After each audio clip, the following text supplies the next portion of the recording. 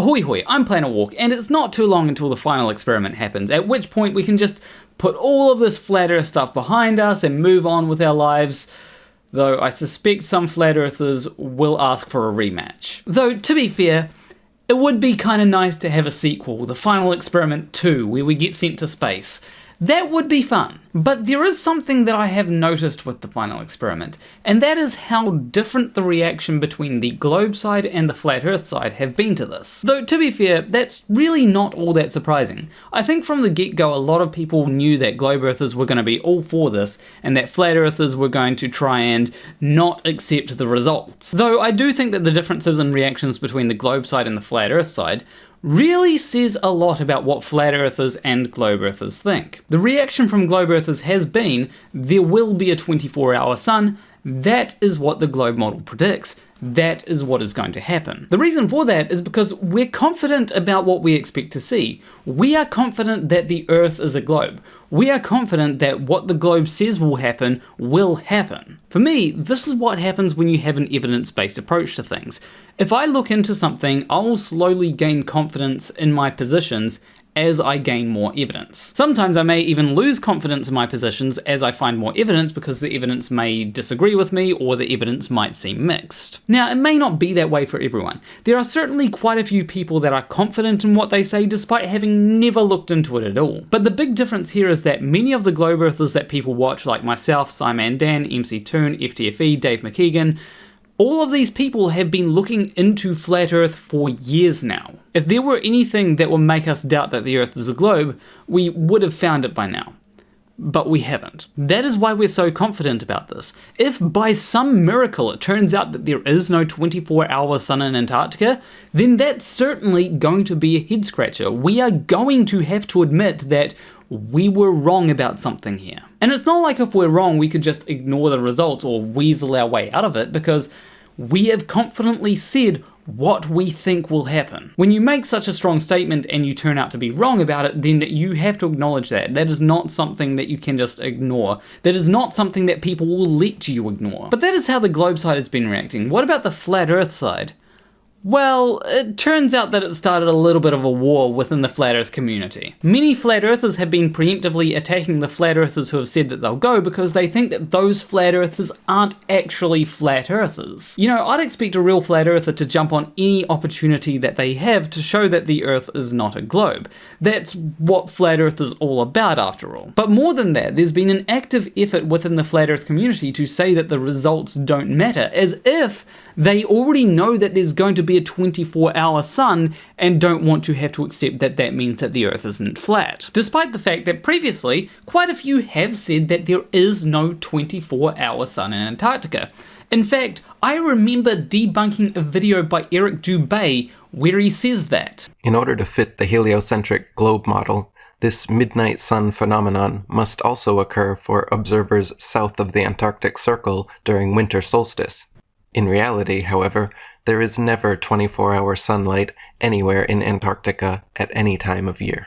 During winter solstice, when the sun is circling its widest path over and around the Tropic of Capricorn, observers far enough south will experience extended daylight hours due to proximity with the sun, but will still observe it to rise and set beyond the horizon completely every single day. So after hearing something like that, you'd think, okay, well, it seems like the final experiment will be a good way to settle the debate, at least for someone like Eric Dubay, right? So I love to hear that from your perspective, you saw the experiment, you were like, this is exciting, and then you immediately reach out to Dubay. You're expecting he's going to be excited like you. So how did he respond?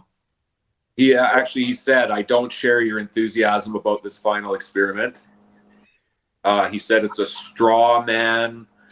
And he said, and then he started saying like weird stuff. Like he said, even if there is a 24-hour sun in Antarctica, it might be a second sun, or it might be a sun simulator. So despite the final experiment not having happened yet, he's already coming up with excuses as to why there might be a 24-hour sun.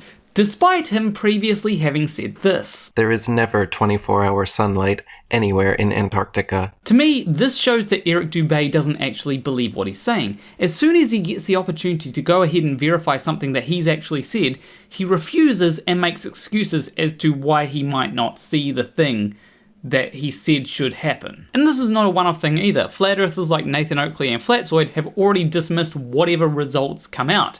Though, I suspect if there is no 24-hour sun, they're going to say, see, the Earth is flat. In essence, they are ignoring the scientific method in favour of continuing to believe what it is they currently believe. If the globe predicts things correctly, well then it doesn't matter, it doesn't prove anything.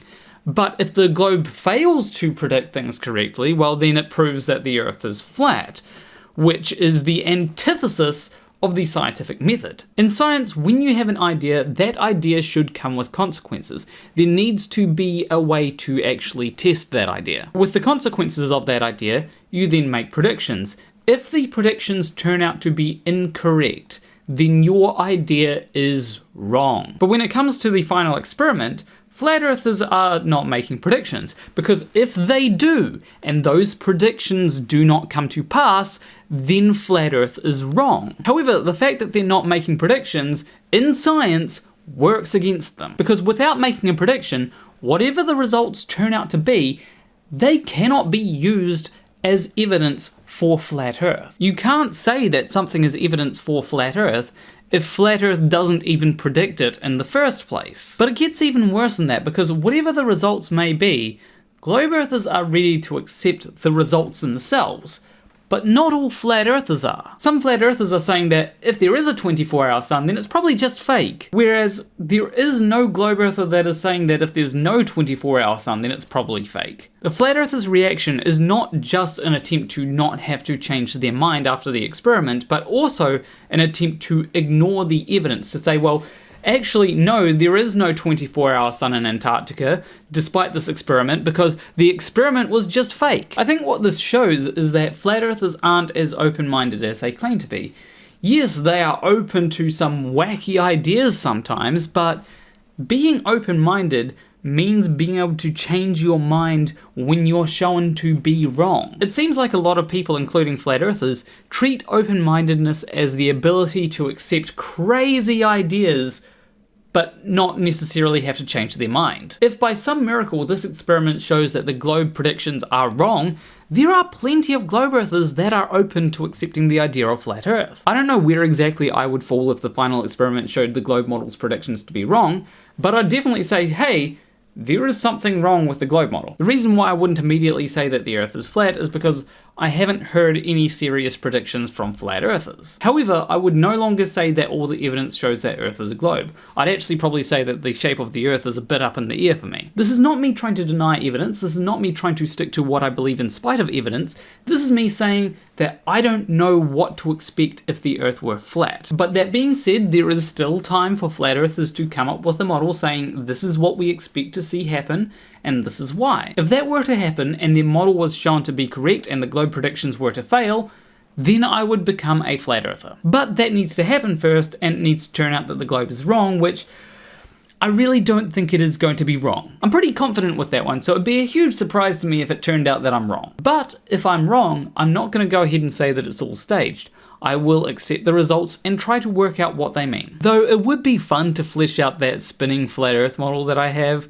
You know what, I want there to be no 24-hour sun because that's where the chaos happens. But that doesn't change the fact that there will be a 24-hour sun, unfortunately. But anyway, leave a like and subscribe if you like this video. Leave a comment letting me know your thoughts. Do you think that Flat Earthers aren't actually confident that the Earth is flat? Or do you think that there's another reason why they're acting the way that they're acting? But I will see you in the next video, which will be about Flat Earth. You usually don't get 2 of those in a row. Between you and me, thank you for watching.